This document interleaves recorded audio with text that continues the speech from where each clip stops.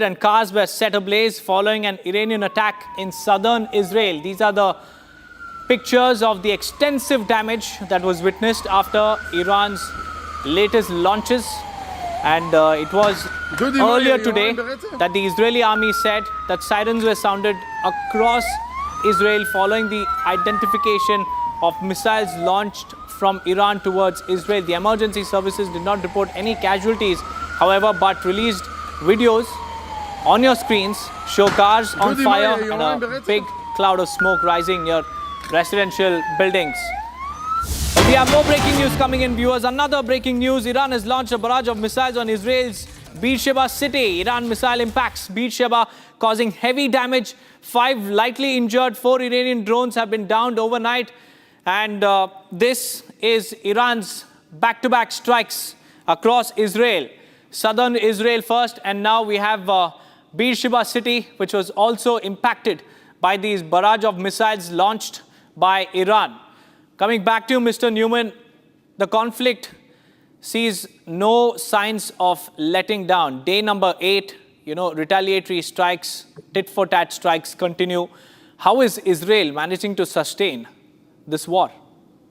So the attacks that you've just showed that happened during the night on Beersheba were very close to the hospital that was, criminally hit yesterday by the Iranian missiles. They appear to be using now cluster bombs, where in effect the first missile comes in, it gets intercepted, and then cluster bombs come out of it. This appears to be their new strategy. We know we're dealing with an evil enemy that is specifically targeting civilian homes, civilian installations, hospitals. They make no difference to whether they're going after Jews, Arabs, Christians. They literally just want to kill Israelis. We have no problem with them as well. As I say, we are 2,000 kilometers apart. We have different economies. We're not in competition with them, so it's very odd.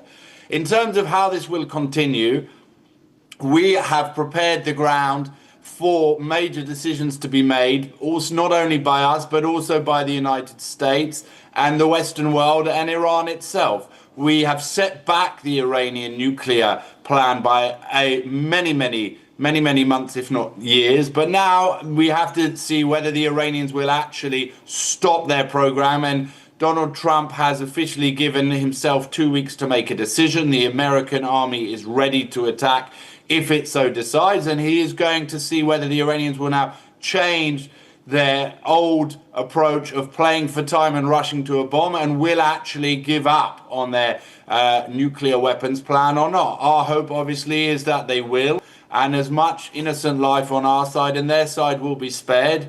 In the meantime, Israel will continue to degrade the Iranian nuclear project.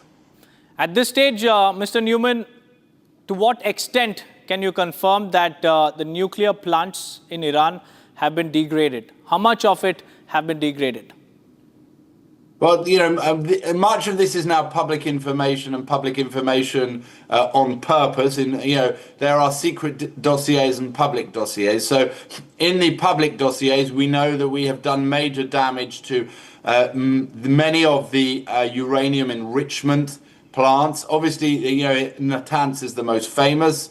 Fordo has not yet been touched. You understand it's below about 80 to 100 meters underground, and the Americans are currently carrying out discussions as to how they would neutralize that. But not just that, the weaponization plants, where in effect you take the enriched uranium and you turn it into a bomb, those have been taken out. The missile factories, which is in effect the delivery mechanism, many of those have been taken out.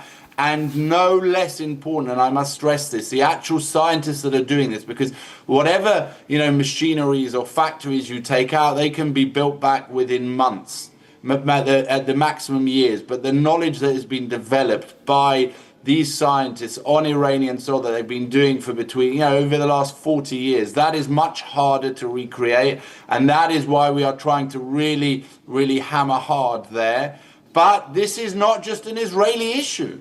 This is an issue for, you call this area West Asia. It's an issue for all of Asia. It impacts on, India's a national defense strategy. And obviously it impacts, on America, China. You know that Iran has been part of the Russian, Chinese and North Korean axis. And so there are many different calculations that are being made. Israel has had to go first because it is the most immediate target of this terrorist regime, but we are not the only target. So we will keep on doing what we need to do, but international support and from your Prime Minister is most welcome. We thank you for it, and we will continue what we need to do to protect our people and the rest of the world.